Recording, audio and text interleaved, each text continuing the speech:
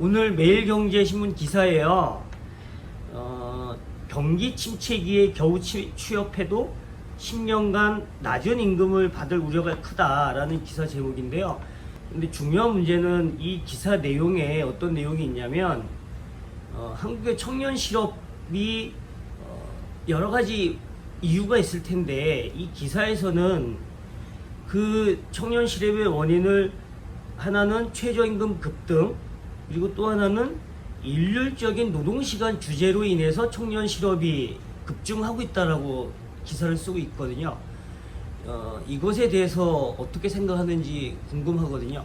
혹시 이거에 대해서 어떤 생각을 갖고 계세요? 코로나19 이후에 이른바 사각지대 취약계층 문제가 사회적으로 크게 문제가 됐는데요.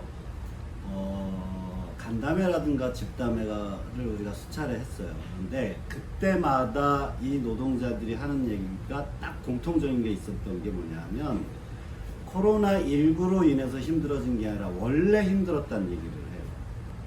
연구자들의 보고서라든가 TV 토론회라든가 이럴 때 학자들이 항상 했던 얘기는 구조적인 문제라고 얘기를 했어요. 그런데 꼭 언론에 보도될 때만 최저임금과 노동시간 규제 문제를 얘기해요. 이거는 좀 의도적인 프레임이라고 밖에 볼 수가 없고요. 최저임금 문제도 수년간 우리 사회에서 다뤄졌는데 우리 사회뿐만 아니라 EU라든가 ILO라든가 이런 데에서 수년간 연구한 결과는 최저임금과 고용의 상관관계는 특정할 수 없다라는 게 이게 정론이에요. 그런데 꼭 우리 사회만 오면 그 프레임이 실업 문제가 최저임금으로 이야기 되는 것도 언론의 프레임이라는 거죠. 학술적인 문제도 전혀 아니고 노동시간 규제도 마찬가지예요. 사실은 정부도 그렇고 노동계도 그렇고 심지어는 경영계조차 노동시간을 단축해서 청년 실업 문제를 풀자라고 얘기를 했어요. 그런데 노동시간 단축, 주 52시간 규제가 청년 실업 문제를 심화시켰다라는 건 논리적 모순이죠.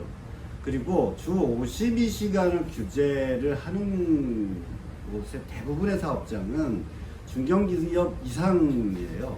그러니까 작은 사업장은 오히려 일감이 적어서 노동시간이 그렇게 길질 않죠. 그래서 중견기업 이상, 일감이 안정적으로 확보된 데에서 기존 일자리를 갖고 있는 노동자들이 노동시간을 줄여야만 그런 사업장에서는 청년들의 취업 여력이, 청년 고용 여력이 늘어난다는 거죠. 그런 점에서 이 규제의 핵심은 오히려 청년 실업 문제를 해결해보자라는 정책으로 제안된 것이고, 이 부분에서는 고용 여력이 늘어났다라는 것과 실제로 기업이 청년을 고용한다라는 건 아주 큰 차이점이 있는 거죠. 고용 여력이 늘어난 부분이 기업에서 얼마나 청년 고용을 늘리려고 하는가 하는 문제들은 다른 차원의 문제로 고민이 돼야 될 문제죠. 어쨌든 결론적으로는 청년 실업 문제는 우리가 사회가 갖고 있는 고용시장 문제와 산업구조 문제에 있어서 구조적인 문제가 핵심 문제다라는 거고, 언론이 이 문제에 대해서 좀 성의 있게 기획, 심층, 취재 보도를 하는 것이 오히려 마땅한 일이라고 생각을 합니다. 고맙습니다.